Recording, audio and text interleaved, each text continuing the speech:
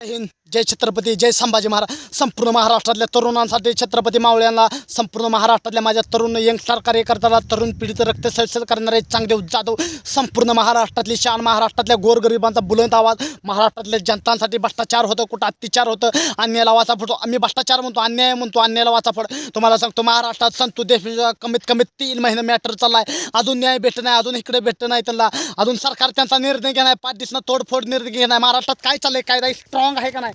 महाराष्ट्रातल्या राज्यासाठी, महाराष्ट्रातल्या तरुणांसाठी एवढा भ्रष्टाचार, इतका अत्याचार, संतोष देशमुखाची इतकी बेकार हत्या झाली, निर्गुण हत्या झाली, अजून न्याय भेटत नाही त्याला, इकडं भटकते ते, तिकडं भटकते ते, लढते ते. अरे महाराष्ट्रात किती भ्रष्टाचार चाललाय, किती अत्याचार चाललाय. लोकशाही संपली, हुकुमशाही आली, रामराज्य तर संपलं.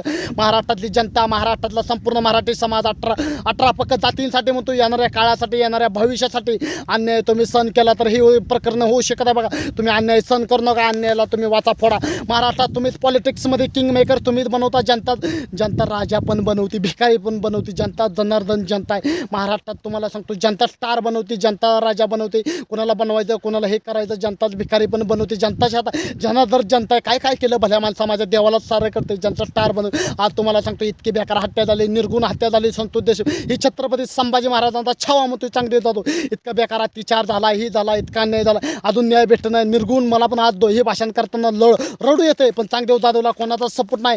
चांगदेव जाधव घाबरत नाही. छत्रपती संभाजी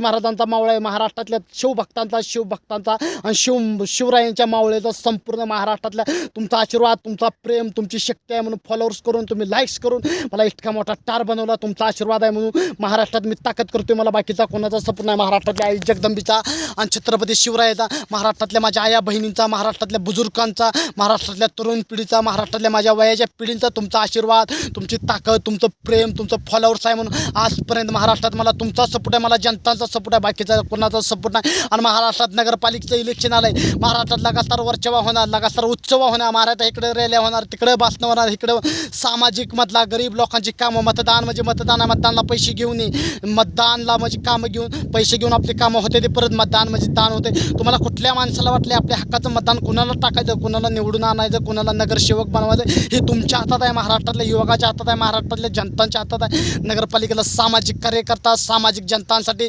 24 तास जनतांसाठी भाषणे करणारा, अपंग लोकांसाठी, 18 पक्क जातीसाठी लढणारा तुम्हाला नगरसेवक जनतेमधला बोलवा. आपल्यातली काय तर उभा राहायला पाहिजे. मी एकटा उभा राहून काय उपयोग चालवत नाही, मी एकट्यानं माझ्यानं काय होणार. महाराष्ट्रातली तरुण पिढी, यंगस्टार पिढी तुमच्यातली उभा राहायला पाहिजे, तुमच्यातली उभा राहायला पाहिजे, माझ्यातली पण काय उभा राहायला पाहिजे. पण तुमची महाराष्ट्रातली तरुण यंगस्टार पिढी आपल्या संपूर्ण छत्रपती शिवरायांच्या महाराष्ट्रातली शिवभक्त मावळी उभा राहिली तर तुमच्या आशीर्वादाने काय तर होऊ शकत आहे. माझ्या एकट्याच्या आशीर्वादाने काय सकाळ होणार. मी फक्त विचार देणार, तुमच्या तरुण पिढीचं एक रक्त सलसल करणार.